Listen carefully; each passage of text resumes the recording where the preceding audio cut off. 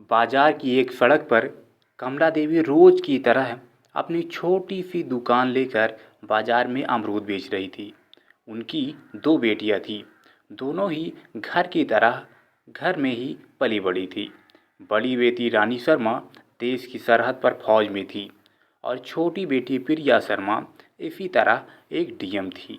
कमला देवी को अपनी बेटियों पर बहुत नाज था।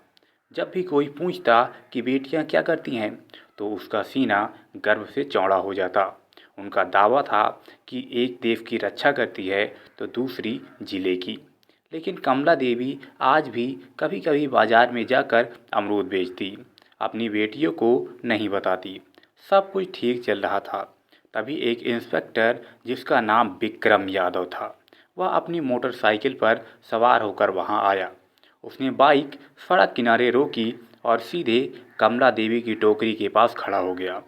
विक्रम ने टोकरी से एक अमरूद उठाया और बिना कुछ कहे मुंह में डाल लिया। कमला देवी थोड़ी सकुचाई और बोली, साहब, अमरूद मिलते हैं पैसे से, आप कहो तो तौल दूं। विक्रम यादव ने अकड़ते हुए जवाब दिया, हाँ हाँ, 1 किलो दे दो। कमला देवी ने कांपते हाथों से अमरूद तोलकर पॉलीथीन में डाला। विक्रम ने पैसे दिए, फिर एक अमरूद उठाकर सामने ही काटकर खाने लगा। देर तक चबाने के बाद उसने मुंह फुलाते हुए कहा, यह क्या फल है, एकदम बेस्वाद। अमरूद मीठा तो बिल्कुल भी नहीं है। कमला देवी घबरा कर बोली, नहीं साहब, बहुत मीठे हैं, आप चाहें तो दूसरा चुन लीजिए। लेकिन विक्रम यादव ने हंसते हुए बोला, चुप, तेरे अमरूद का एक भी दाना मीठा नहीं है। तूने मुझे बेवकूफ़ बनाया है। और सुन, एक भी रुपया नहीं दूंगा, समझी। कमला देवी ने हिम्मत करके हाथ जोड़ते हुए कहा, साहब, मेहनत से लाए हैं, कुछ तो पैसे दे दीजिए। यही सुनते ही विक्रम यादव का पारा चढ़ गया। उसने गुस्से में झुककर पूरी टोकरी उठाई और सड़क की दूसरी तरफ जोर से फेंक दी। टोकरी पलट गई और सारे अमरूद सड़क पर, गाड़ियों में और कुछ नालियों में बिखर गए। कमला देवी हक्की बक्की रह गई। उनकी आंखों में आंसू भर आए, उनके होंठ कांपने लगे और उनके हाथ पैर भी। उनकी मेहनत और इज्जत दोनों ही सड़क पर कुचली जा रही थी। आसपास भीड़ जमा हो गई। लोग तमाशा देख रहे थे, कानाफूसी कर रहे थे, लेकिन किसी की हिम्मत नहीं हुई कि उस वर्दी वाले से कुछ कहें, क्योंकि लोग वैसे भी वर्दी वाले व्यक्तियों से डरते हैं। फिर विक्रम यादव ने अपने मूँछों पर ताव दिया, बाइक स्टार्ट की और वहाँ से ऐसे ही चला गया, जैसे कुछ हुआ ही ना हो। भीड़ में से किसी ने कमला देवी की मदद नहीं की, लेकिन पास ही एक छत पर खड़ा नौजवान लड़का राहुल यह सब अपने मोबाइल फ़ोन में रिकॉर्ड कर रहा था। उसका खून खौल रहा था। वह कमला अम्मा को बचपन से जानता था और उनका बहुत सम्मान करता था। उसने वीडियो रिकॉर्ड करना बंद किया और सोचने लगा कि इस वीडियो का क्या करें। उसे पता था कि कमला अम्मा की एक बेटी फौज में है। उसने कहीं से उनका नंबर जुटाया और तुरंत उस वीडियो को रानी शर्मा के व्हाट्सएप पर भेज दिया। नीचे एक छोटा सा मैसेज लिखा, रानी दीदी देखिए, आज बाजार में आपकी माँ के साथ क्या हुआ। हजारों किलोमीटर दूर बर्फीली पहाड़ियों के बीच बॉर्डर की एक चौकी पर रानी शर्मा अपनी राइफल साफ कर रही थी। तभी उसके फ़ोन के व्हाट्सएप पर एक मैसेज टोन हुआ। उसने उस मैसेज को देखा। एक अनजान नंबर से वीडियो आया था। उसने वीडियो प्ले किया। जैसे जैसे वीडियो आगे बढ़ा, रानी के चेहरे का रंग बदलता गया। उसकी शांत आंखें गुस्से से लाल हो गई। जब उसने इंस्पेक्टर विक्रम यादव को अपनी माँ की टोकरी उठाकर फेंकते देखा, तो उसके हाथ कांपने लगे। उसकी माँ, जिसने उसे और उसकी बहन को पालने के लिए अपनी पूरी ज़िंदगी लगा दी, आज सड़क पर बेबस रो रही थी और लोग तमाशा देख रहे थे। उसके अंदर का फौजी जाग उठा। उसका मन किया कि अभी यहाँ से जाएं और उस इंस्पेक्टर की वर्दी नोच ले। उसने अपने दांत पीस लिए। उसकी सांसें तेज हो गई। उसने तुरंत वीडियो को अपनी छोटी बहन डीएम प्रिया शर्मा को फॉरवर्ड किया। वीडियो भेजते ही उसने प्रिया को एक फ़ोन लगाया। प्रिया उस वक्त अपने ऑफिस में एक ज़रूरी मीटिंग में थी।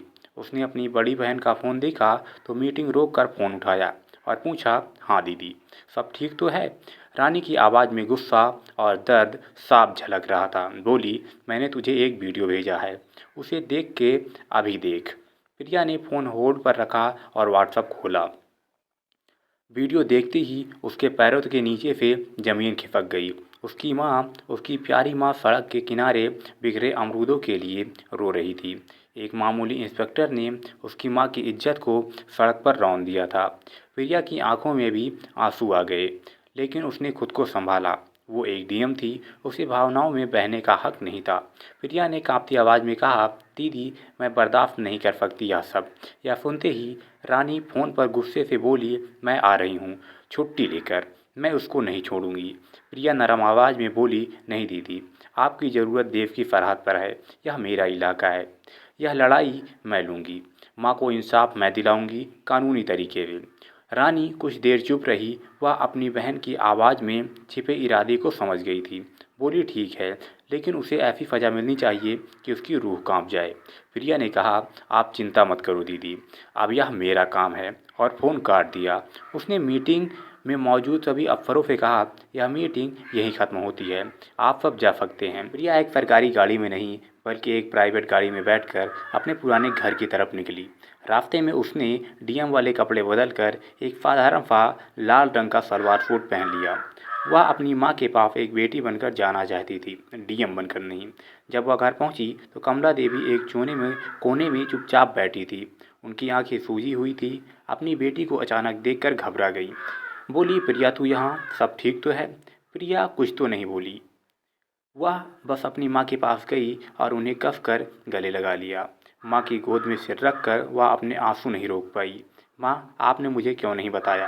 कमला देवी ने फिसकते हुए कहा, क्या बताती बेटी, मैं नहीं चाहती थी कि तुम लोगों को कोई परेशानी हो, और वह पुलिस वाला है, उस छोड़ उसकी बात। आज तो इतने दिन बाद आई है, आज मैं बहुत खुश हूँ। प्रिया ने अपनी माँ के आंसू पोंछे और उनका हाथ अपने हाथ में ले लिया और बोली, अब आप गरीब और अकेली नहीं हैं माँ, आपकी बेटी इस ज़िले की मालिक है। मैं वादा करती हूँ, जिसने भी आपके साथ ऐसा दुर्व्यवहार किया है उसे उसकी कीमत चुकानी पड़ेगी। आपकी खोई हुई इज्जत मैं वापस लाऊंगी। कमला देवी ने अपनी बेटी की आंखों में एक अलग ही आत्मविश्वास देखा। वह उसे चुपचाप देखती रही। उस रात प्रिया ने एक पूरा प्लान बनाया। वह जानती थी कि अगर वह डीएम बनकर थाने जाएगी तो सारे पुलिस वाले उसके पैरों में गिर जाएंगे और असली गुनहगार कभी सामने नहीं आएगा। उसे उन्हें रंगे हाथों पकड़ना था। अगली सुबह उसने पीला सलवार सूट पहना और सबसे भरोसेमंद अफसर एसडीएम विजय को फ़ोन किया। विजय, मैं तुम्हें एक काम दे रही हूँ और यह बात हम दोनों के बीच ही रहनी चाहिए। उसने कहा, जी मैडम जी, हुक्म कीजिए।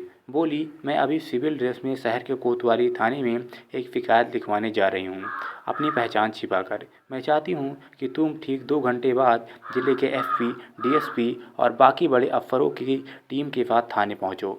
जब तक मैं इशारा ना करूँ कोई कुछ नहीं बोलेगा। विजय ने कहा, ठीक है मैडम, आप जैसा कहें। प्रिया ने फ़ोन रख दिया। दोस्तों, अब खेल शुरू होने वाला था। प्रिया ने एक साधारण सा पीले रंग का सलवार सूट पहना, चेहरे पर दुपट्टा डाला और एक आम नागरिक की तरह ऑटो पकड़कर कोतवाली थाने पहुंची। थाने का माहौल वैसा ही था जैसा आपने सोचा था। एक हवलदार ऊँघ रहा था और इंस्पेक्टर विक्रम यादव और एसएचओ सुरेश राठौर चाय पीते हुए हंसी मजाक कर रहे थे। प्रिया डरते डरते उनके टेबल के पास पहुंच गई और बोली, जी, मुझे एक शिकायत दर्ज करवानी है। एसएचओ सुरेश राठौर ने उसे ऊपर से नीचे तक देखा। क्या हुआ, किसने परेशान किया? जी, कल बाजार में इंस्पेक्टर साहब ने, जैसे ही उसने इंस्पेक्टर का नाम लिया, विक्रम यादव चौकन्ना हो गया। उसने प्रिया को घूर कर देखा। क्या? इंस्पेक्टर साहब ने, नाम क्या है तेरा और किस इंस्पेक्टर की बात कर रही हो? जी, आप ही थे। आपने कल बाजार में एक बुजुर्ग महिला के अमरूद की टोकरी सड़क पर फेंकी थी। मैं उनकी बेटी हूँ। प्रिया ने अपनी आवाज़ में थोड़ी घबराहट लाने की कोशिश की। यह सुनते ही विक्रम और सूर्य जोर जोर से हंसने लगे। ओ, तो तू उस बुढ़िया की बेटी है? विक्रम ने मजाक उड़ाते हुए कहा। तो क्या हुआ? सड़क पर गंदगी फैलाएगी तो लाठी खानी पड़ेगी ना। चल भाग यहाँ से, कोई एफआईआर नहीं लिखी जाएगी। प्रिया ने थोड़ा साहब दिखाते हुए कहा, लेकिन यह तो गैर कानूनी है ना, आप अपनी वर्दी का गलत इस्तेमाल कर रहे हो। एसएचओ सुरेश चिल्लाया, तू हमें कानून सिखाएगी? ज़्यादा जुबान चिल्लाई तो यहाँ अंदर कर दूंगा।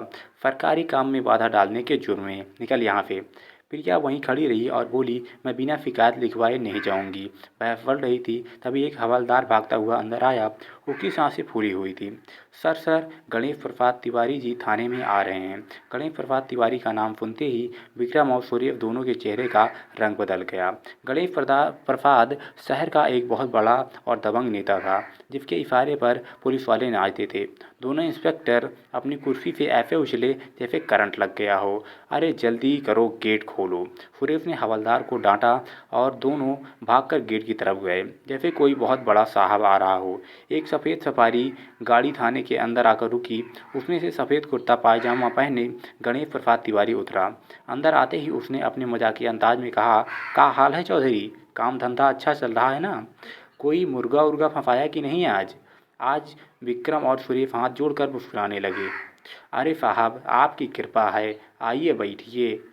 लेकिन तभी गणेश प्रसाद की नज़र कोने में खड़ी प्रिया पर पड़ी। प्रिया को देखते ही उसके चेहरे की हंसी गायब हो गई। उसके माथे पर पसीना आ गया और उसके होश उड़ गए। वह जिस लड़की को एक आम लड़की समझ रहा था, उसे पहचानते ही उसकी सिट्टी पिट्टी गुम हो गई। थोड़ी तेज़ी से आगे बढ़ा और प्रिया के सामने जाकर हाथ जोड़कर खड़ा हो गया। उसका सिर झुका हुआ था। नमस्ते मैडम, आप यहाँ इस वक्त? मुझे फ़ोन कर लिया होता, मैं हाजिर हो जाता। उसकी आवाज़ में हकलाहट साफ थी। इंस्पेक्टर विक्रम और एसएचओ सुरेश हैरान रह गए। उनकी आंखें फटी की फटी रह गई। यह क्या हो रहा है? यह तो उस बुढ़िया की बेटी है। गणेश प्रसाद जी इसके सामने हाथ क्यों जोड़ रहे हैं? जिसके सामने पूरा जिला झुकता है, वह इस साधारण सी दिखने वाली लड़की के सामने हाथ क्यों जोड़कर खड़ा है? यह लड़की है कौन? विक्रम ने धीरे से सुरेश से पूछा, यह क्या हो रहा है? सुरेश ने भी घबराहट में सिर हिला दिया। इससे पहले कि वो कुछ समझ पाते, थाने के बाहर गाड़ियों के रुकने की आवाज़ आई। एक के बाद एक लाल बत्ती वाली गाड़ियां थाने के सामने आकर रुकी। गाड़ियों से डीएसपी, एसपी और जिले के कई बड़े आईएएफ व आईपीएस अफसर उतरे और तेजी से थाने के अंदर आए। वे सब आकर चुपचाप प्रिया के पीछे लाइन में बनाकर खड़े हुए, जैसे अपने सीनियर को रिपोर्ट कर रहे हों। अब थाने में सन्नाटा था। सिर्फ पंखे की घर घर की आवाज़ सुनाई दे रही थी। विक्रम और सुरेश राठौर पत्थर के बूत बन चुके थे। उनके गले सूख गए थे, माथे पर पसीना आ रहा था। तभी डीएसपी ने आगे बढ़कर विक्रम यादव की तरफ देखकर कहा, इंस्पेक्टर तुम बदतमीज हो, तमीज़ पे खड़े हो जो। तब तुम्हें पता है कि डीएम मैडम प्रिया शर्मा सामने खड़ी हैं? डीएम मैडम यह सब सुनते ही उनके कानों में बम फटा। विक्रम और सुरेश के पैरों तले जमीन खिसक गई। उन्हें लगा जैसे किसी ने उनके कानों में पिघला हुआ फीफा डाल दिया हो। वो कांपते हुए प्रिया की ओर देखने लगे, जैसे वो कुछ देर पहले अमरूद वाले की बेटी कहकर बेइज्जत कर रहे थे। प्रिया ने आंखों में अब एक आम लड़की की घबराहट नहीं, बल्कि एक डिप्टी मजिस्ट्रेट का रौब और गुस्सा था। उसने अपनी ठंडी और कड़क आवाज़ में कहा, इंस्पेक्टर विक्रम यादव, एसएचओ सुरेश राठौर, दोनों की आत्मा कांप गई। You are suspend with immediate effect. Priya के आदेश दिया, डीएम साहब, इन दोनों के खिलाफ वर्दी का दुरुपयोग करने और एक आम नागरिक को अपने अपमानित करने और अपनी ड्यूटी न करने के जुर्म में एफआईआर दर्ज कीजिए। साथ ही इनके खिलाफ विभागीय जांच भी बिठाई जाए। एसपी साहब ने तुरंत अपने लोगों को इशारा किया और दोनों इंस्पेक्टर की बेल्ट और टोपी उतरवा दी। कल तक जो शेर बने घूम रहे थे, आज भीगी बिल्ली बनकर फिर झुकाए खड़े थे। तभी नेता गणेश प्रसाद तिवारी ने हिम्मत करके कहा, मैडम नादान हैं, गलती हो जाती है, माफ़ कर दीजिए। मैं समझा दूंगा इनको, भारी बलंडर हो गया है। प्रिया ने घूमकर गणेश प्रसाद को ऐसी नज़रों से देखा कि वह काँप गया। नेताजी, यह नादान नहीं, सरकारी वर्दी में छुपे गुंडे हैं, और जहाँ तक समझाने की बात है तो अब इन्हें कानून समझाएगा। बेहतर होगा कि आप इस मामले से दूर रहें, वरना जांच की आंच आप तक भी पहुंच सकती है। गणेश प्रसाद तिवारी का चेहरा सफ़ेद पड़ गया।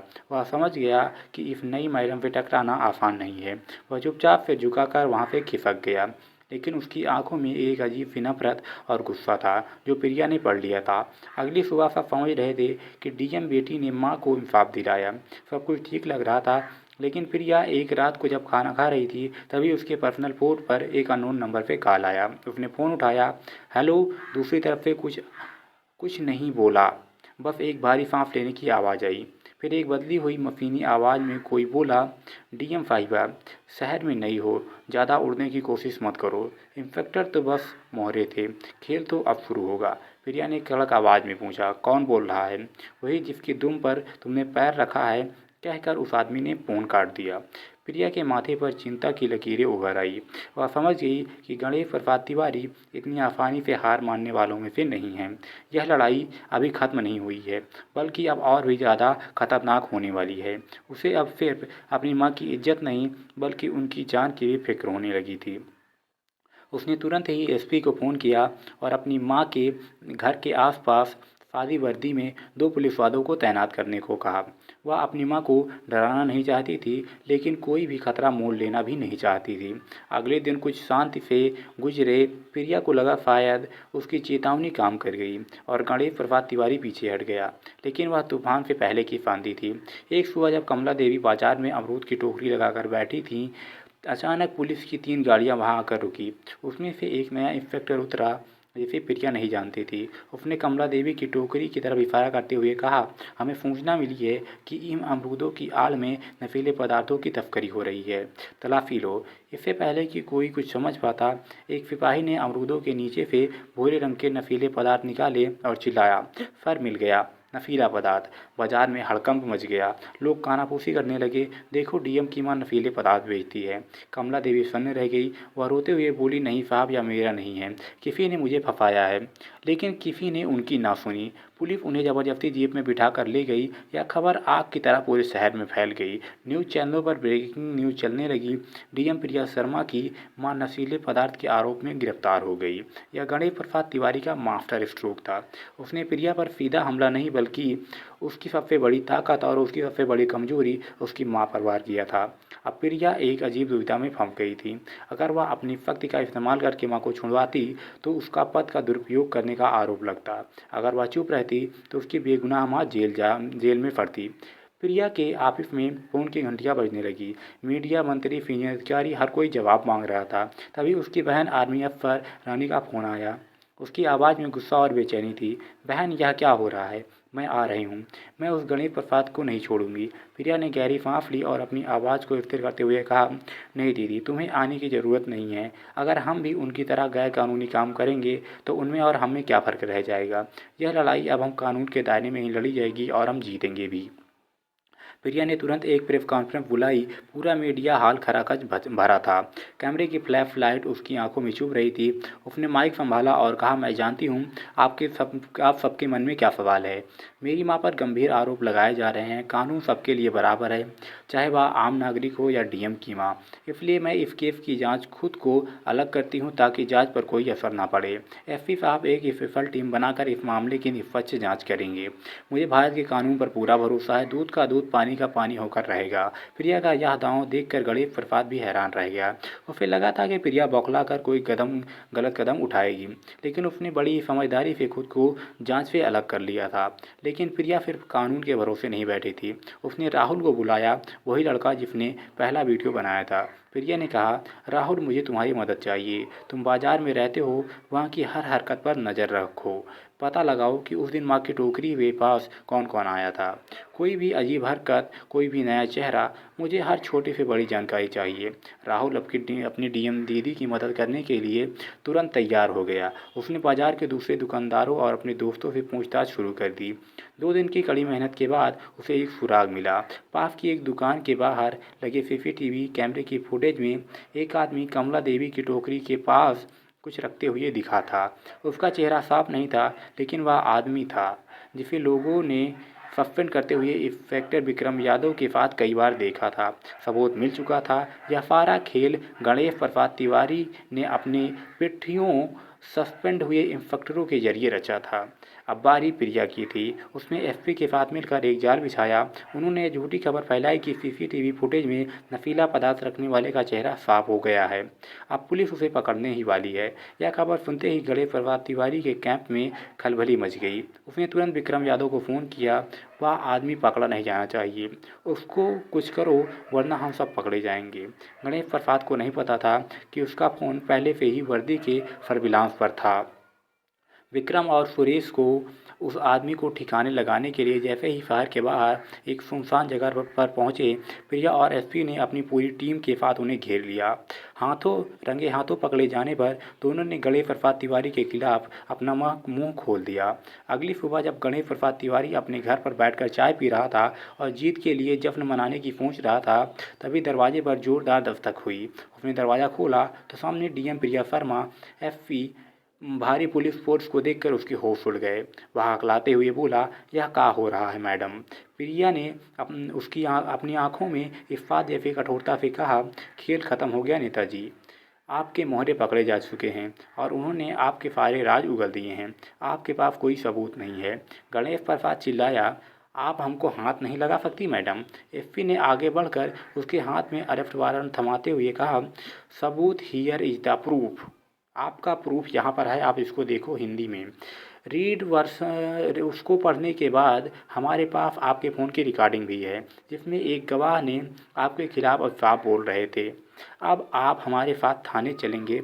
गणेश प्रसाद तिवारी का राजनीतिक साम्राज्य एक ही पल में ढह गया। उसे हथकड़ियाँ पहनाकर पुलिस जीप में ले जाया गया। उसी शाम कमला देवी को बरी कर दिया गया। जब वह जेल से बाहर आई तो प्रिया उन्हें लेने आई थी।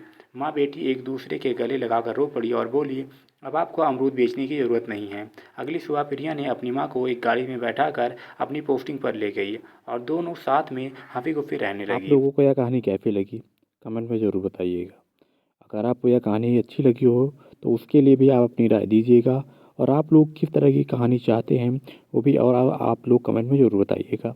और ऐसी ही कहानियों के लिए आप हमारे साथ जुड़ सकते हैं, और आप इस वीडियो को भी लाइक कर दीजिएगा ताकि ऐसी अच्छी अच्छी कहानियाँ लोगों तक पहुँचती रहें। आप लोगों को इस कहानी पे कोई सीख मिली हो, या आप लोग भी इस कहानी से कुछ सीखे हों, या आप लोग हमारे लिए कुछ सुझाव देना चाहते हों, तो वो भी आप इस कमेंट बॉक्स में दे सकते हैं। बाकी मिलते हैं नेक्स्ट वीडियो में, तब तक टाटा बाय बाय। मिलते हैं नेक्स्ट वीडियो में। Thank you for watching.